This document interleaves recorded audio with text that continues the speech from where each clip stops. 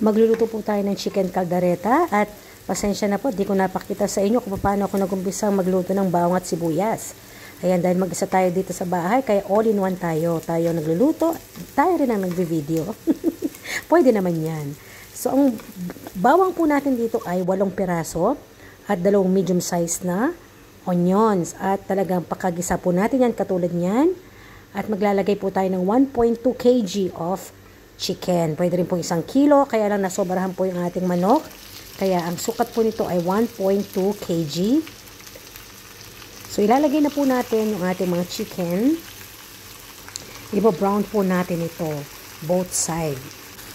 At ito sa kabilang side naman, iba-brown natin ang mga ito.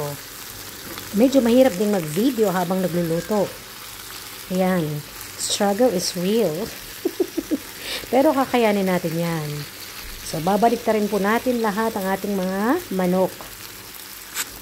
At pagka nabaliktad na po natin lahat ng ating mga chicken, ay tatakpan po natin. Nasa medium heat po tayo hanggang mawala yung mga dugo-dugo ng ating chicken. At dito po ay nilipat ko po kasi medyo maliit yung lutuan natin.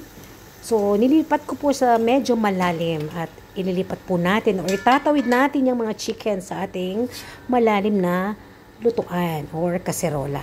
Dito po okay na po yung ating pagkakaluto sa chicken at ilalagay na po natin yung mga iba pang ingredients katulad ng tomato sauce. Maglalagay po tayo ng 1 sandok na tomato sauce or hanggang 1 sandok at kalahating sandok. Naiintindihan niyo po ba? So yun. So depende po kung gusto natin ng mas maraming tomato sauce ay dagdagan po natin. And then maglalagay po tayo ng 1 sandok din na toyo or soy sauce. Isusunod po natin yung ating 2 tasa ng tubig. Dito po ay palalambutin na po natin yung ating chicken dito. At maglalagay din po pala tayo ng 2 tablespoons of vinegar.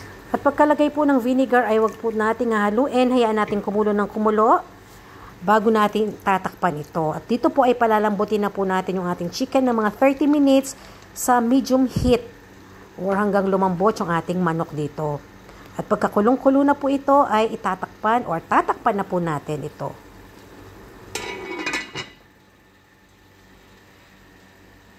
After 30 minutes po, ito na po yung ating chicken. Ngayon naman po ay maglalagay tayo ng liver spread. So, hindi ko po inubos lahat yan. Mga 2 kutsara lang ang ilalagay po natin. Haluin natin or tutunawin po natin yung chicken liver sa ating sauce. Pagkatunaw na ay maglalagay tayo ng 1 kutsarang brown sugar or white sugar para may konting tamis.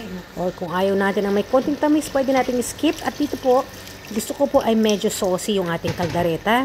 So, nagdagdag po tayo ng konting tubig lang. At ilalagay na rin po natin yung ating mga gulay. Ito lang po yung available sa ref natin. Kamote na kakulay ng carrots. So, yan po yung kamote.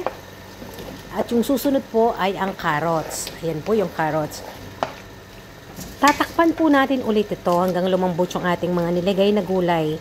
So, kung ano pong available sa atin na gulay, ay lagay po natin. Basta, bagay po siya sa ating niluluto. At tatakpan na po natin ng mga 5 minutes.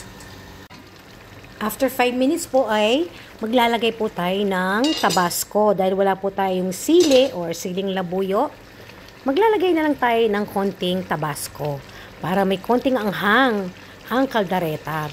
So, masarap po ang caldereta pagka merong konting anghang. At nagdagdag po tayo ng mga 1 teaspoon ng salt dito at konting halo na lang to.